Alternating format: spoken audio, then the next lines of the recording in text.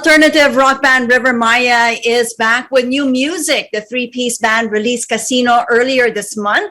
It's their first single since 2017. And I caught up with Mark Escueta and Mike Elgar, two members of the iconic OPM band. And they told me what Casino is all about and the inspiration behind their song. So we finally decided to work around the whole pandemic situation.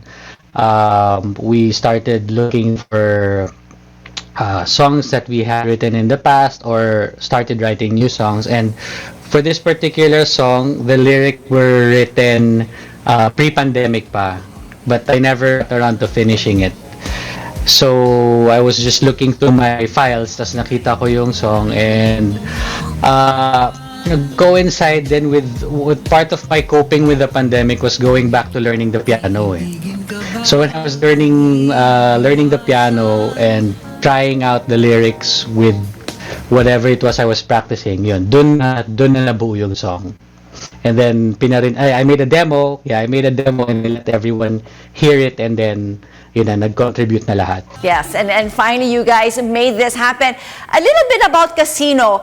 I mean, tell us about the song, Mike. I mean, what's the inspiration behind it? I mean, what does Casino have to do with like a love affair and a romance that's actually happening? Tell us a little bit about the meaning of the song. Si Mark kasi wrote the lyrics and I think it's self-reflection.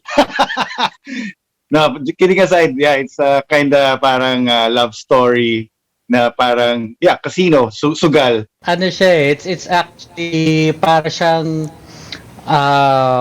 love story about two people na nagkakakilala lang. You just met this person. But for some reason, sobra kang comfortable with that person and you're willing to go all in terms of the relationship na sobrang parang surreal. Pero ano to, happy ending yung kanta.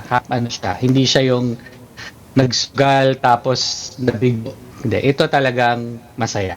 So it's happy, hindi siya tragic. Yung yung sound naman ito. Okay, Mike, ikaw naman to, Mike. Yung sound, I mean, there were a lot of talks about yung medyo pa how do I say this? Pa post may pagka-retro ba or you know and then there were also write-ups wherein you mentioned four on the floor feel. Explain that a little bit further for us. Yeah, actually yun nga, tama. First time yata namin gumawa ng song na gano'n yung parang pinaka-theme niya, no? Parang four on the floor, which is parang dug, dug, dug, dug, dug.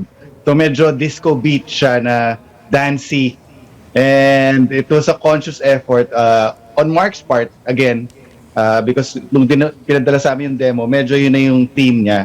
And we wanted something na medyo upbeat, medyo madaling sabayan ng mga tao sa, not only in singing but also in dancing, no, sa concerts namin. Hindi puro talon-talon lang alam mo, pag rock concert, di ba?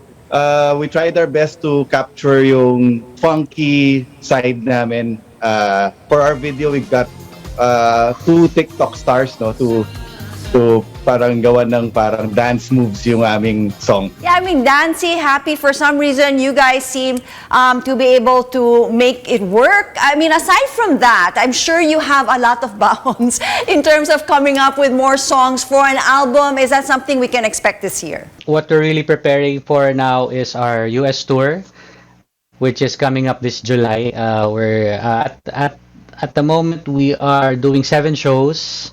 And I think more are coming in. We'll be there from July 16 to around third week of August. So, yun yung medyo pinaghahandaan namin ngayon.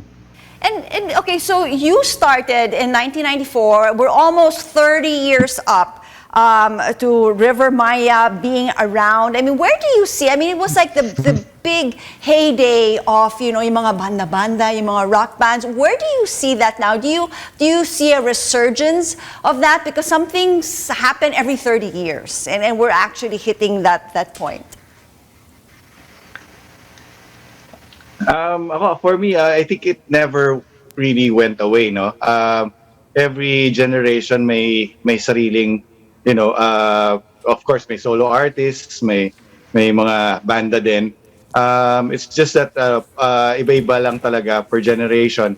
And I can see now that talagang bagong generation na yung mga bands na lumalabas na like Ben and Ben, Four of Spades. Yan yung mga hindi namin nakakasabay before, noong 90s, noong early 2000. Talagang fresh face. Most of them, di pa pinapanganak nung nag-start yung Rivermaya. So, nakakatuwa because maganda yung future of bands. I think they're very, very good and very good songwriters too. So, yun, tuloy-tuloy lang naman siya for me. Well, I mean, you Rivermaya is like icons. Everybody looked up to you. They all wanted to be Rivermaya. Kayo, yung banda ng bayan, pambansang banda. I mean, all of these titles were given to you. Any message that you would have for your very, very loyal fans that have really followed you for almost 30 years? Well, first of all, thank you. Thank you dun sa mga nandyan na from 1994. And it's nice to still see them around dun sa mga shows namin ngayon. At minsan, tama na nila yung mga anak nila. Family affair na yung Rivermaya concert minsan. And we're also very thankful to the newer generation of our supporters. Because of social media, it's very able to interact with people instantly. Like, minsan after a show, nag-message sila saying that they enjoyed the show and nakakasagot kami kaagad. For the artists naman, I just wanna say, lalo na yung songwriters. This is really the age for the songwriters.